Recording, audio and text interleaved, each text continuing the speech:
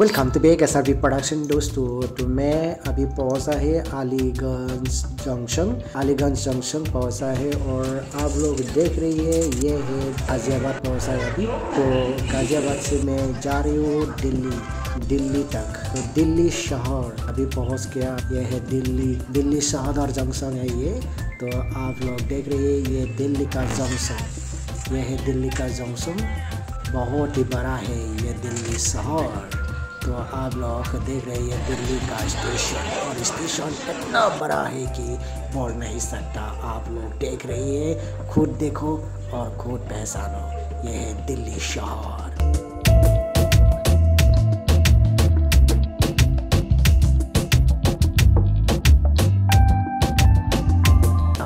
अभी फिलहाल के लिए आप लोगों को दिखाता हूँ दिल्ली का नज़ारा।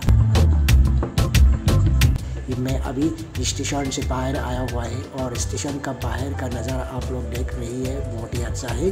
और मैं उसके बाद बाहर में जब आया ना, साइड में दिखाई दिया यह है मेट्रो सिटी। और मेट्रो सिटी थोड़ा सा घूम के आया है। मेट्रो सिटी इतना बड़ा है कि मुझे इतना डर लगा था, तो इसलिए मैं बाहर में फिर से निकाल के आया। इतना बड़ा था, घूम नहीं सकता है, क्या बोलो।